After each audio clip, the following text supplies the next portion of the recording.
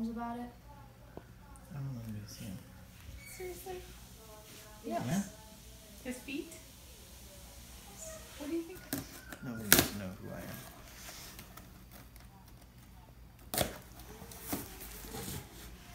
Oh man, there's somebody's hair in here.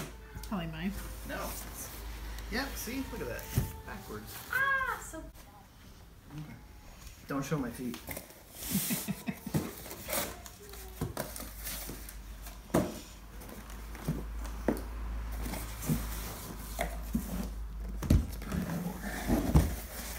Oh shit.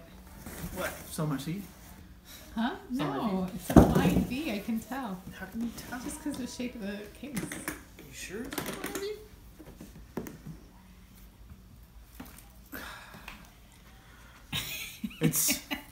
It's foam.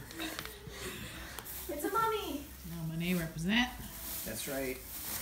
Black Lives Matter.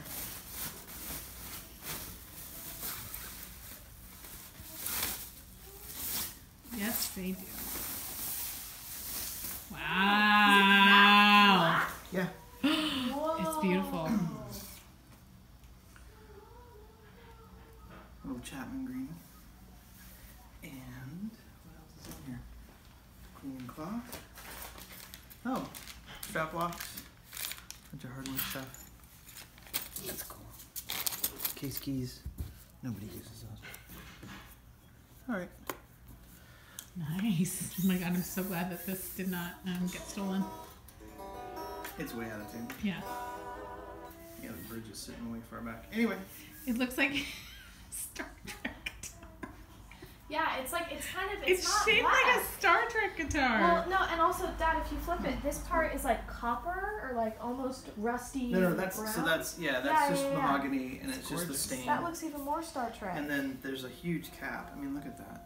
That's all maple. That huge cap right there. It's Wow. all maple. That's flame maple. That's book matched. It's got Patrick legs. What's that? It's scuffed. It's got some scuffs. That sucks. What's that from?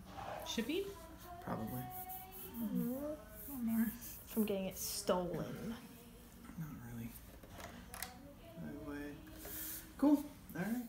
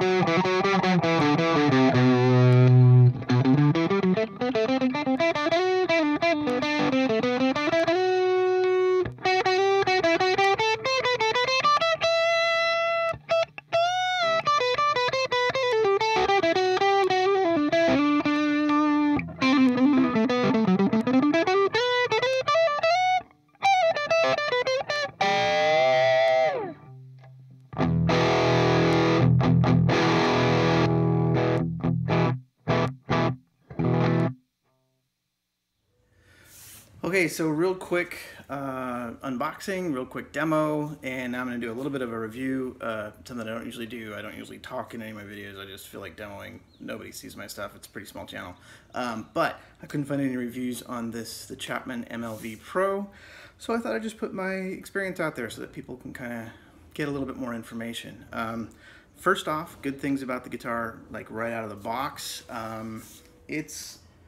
It's pretty nice, plays really comfortable. There's not, I don't know if you can see this, but there's not a huge amount of neck dive. This is kind of a wider strap, that's kind of high, but there's a little bit.